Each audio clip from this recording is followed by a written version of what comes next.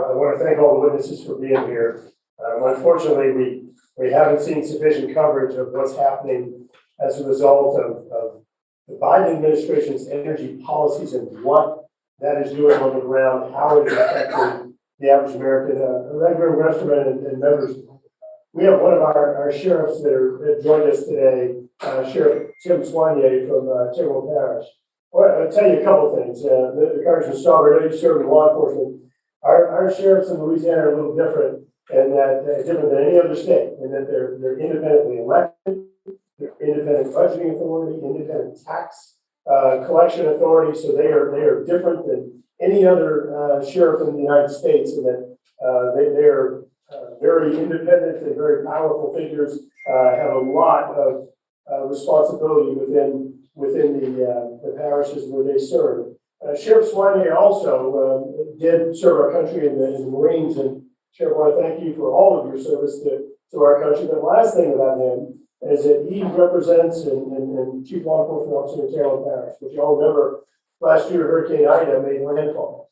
This was ground zero, and you wouldn't have believed what this man was doing, the unbelievable conditions that he was operating in. One of their stations got destroyed. He had his desk right here, and directly behind it had a small cot that he was sleeping on, and the man didn't leave this place and just committed endless hours to his community and to his officers. And so, Sheriff, I want to thank you for that. But keeping all of that in mind, recovery from one of the most powerful hurricanes to ever make landfall in the United States, we also are one of the largest energy producing areas in the United States.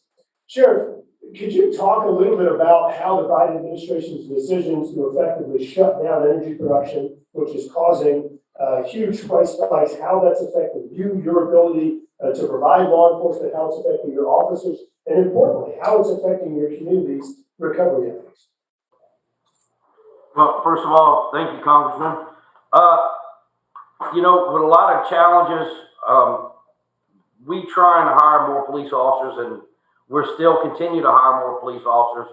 But we put money in a budget for to hire more officers, but now we're taking a look at costs now with fuel increases and dealing with the current situation with more school resource officers, which we're working very closely with local parish government and school board.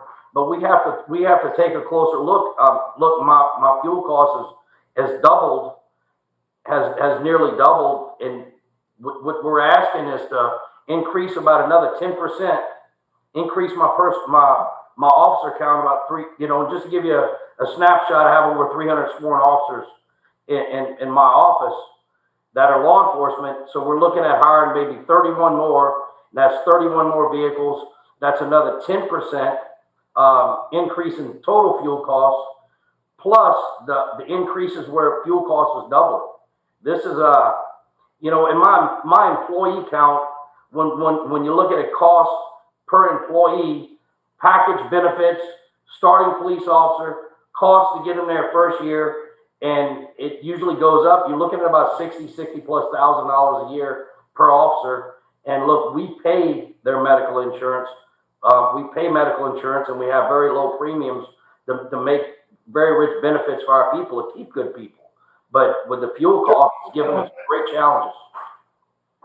Sure, I don't want to put words in your mouth, but listening to you go through and explain the budgetary challenges that this creates for you, is it fair to say that this diversion of money that you have to put into fuel costs and electricity costs and other things is actually impeding your ability to provide law enforcement services for the community, to keep the community safe? Is it diverting resources that otherwise would be going to law enforcement?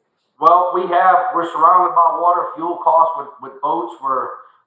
We have to be very efficient at what we do because of fuel costs to get more bang for our buck, if you would. Just getting out there and trying to centralize areas where maybe a little less patrolling, but be centralized where we can be more responsive instead of proactive. And that's not something we like to do with a police officer, but these are challenges to keep our fuel under control.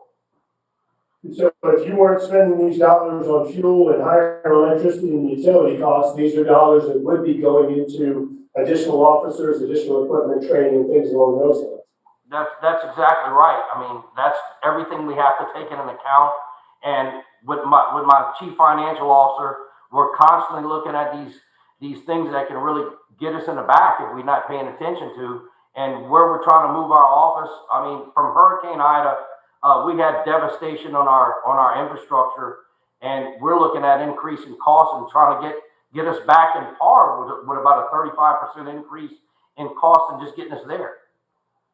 So, we certainly have our challenges, and we're going to continue to move forward, but we hope we can get some relief with lowering fuel costs, because everything obviously is driven up by that. I mean, there's a lot of lumber, you name it, everything. Thank you, Sheriff, and Regular Westman. Just want to thank you for putting this panel together and just reminding you we're watching our president shut down energy production in Terrebonne Parish and in their offshore. We're going to Iran, Venezuela, and other countries and asking them for energy. This is unbelievable, and you see the impact so pervasive. Not just $5,200 per American in higher costs this year as a result of this administration's policies, but actually directly affecting law enforcement services and others. This is just awful policy all the way around.